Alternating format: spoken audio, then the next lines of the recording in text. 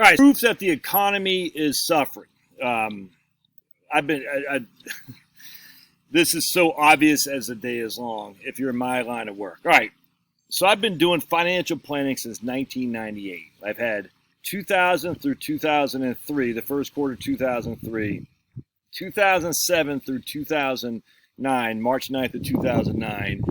It would have been 2015, not much. Q4 2018, Q1 of 2020, and now here we are. And this is with the markets falling. Now, the Q4 2018 wasn't indicative of a economy collapsing.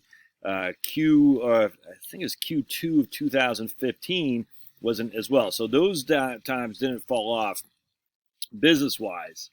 However, Q1 of 2020 now, and then again the 2000s and 2007, 8, 9. So what's happening is my business has slowed down dramatically. I used to have a huge wait list. Don't have a huge wait list anymore. Isn't it crazy, man? Isn't it crazy? So it's in my line of work, it slows down when the markets start tumbling, but also when people are more concerned about their own employment. Not that they're going to get laid off per se, but they're going to be able to keep up with inflation. You can see that a mile away. Now, it's only been a couple of weeks since I'm still busy, taking care of clients who are on wait lists from before. But normally I'm 4 to 6 weeks out. At least I have been since about 2 years ago. Yeah, since about 2 years ago. And now I'm not 4 to 6 weeks out anymore. And it's always nerve-wracking, man. It always is. It's scary because you're like, what if? And if the economy tanks, your business is going to suffer with it. And if my business suffers with it, that means I'm not doing vacations. I'm not spending on, I already got this booked, but I won't be spending on additions. You see what I'm saying? This is how it works, man. And it's affecting it because people are less inclined to pay you for frivolous. And I'm not saying financial planning is frivolous, but you know what I'm saying? Like a deck, I'm looking at my deck right there. That's a frivolous engagement. Again, frivolous is probably not the right word. Discretionary, not mandatory, if that makes sense.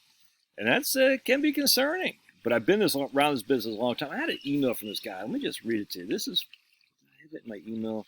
Let me see if I can't find it. This is fantastic. Where I got this guy's email, or as a comment on one of my videos, man, he said, I forgot, it's too bad. I'd love to share that with you. But he said that, after 2008, he was down to like his last $30. You know what I'm saying? And he had like $1 million. Was down, I'm paraphrasing. Had $1 million. He was down to his last $30,000 basically. And then he just kept plugging, digging away.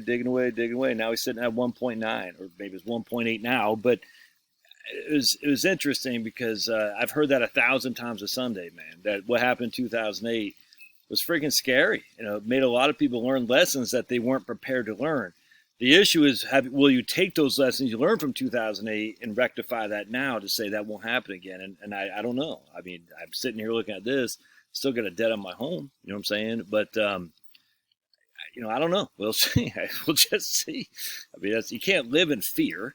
But with that question, and I don't spend. Look, dude, I don't spend a whole lot of money. I got a nice house. We put a lot of money into this puppy. Got a couple dogs, and I go see a movie with my boys tonight. We're pretty simple. We're pretty simpletons. You know what I'm saying? Obviously, my wife is traveling overseas as we speak, but we're not without. And if we have to go back to tighten the belt, we will. But you can see it when you stop getting as much requests for services. You can see that the economy is on shaky grounds because people are getting nervous. That's just a fact. So put down your peace pipe and smoke it, Biden. We know the economy isn't great. And I've been through this. Again, I've been through it. Q4 2018, Q1 2020, and then of course back in the other two aughts, and then that time.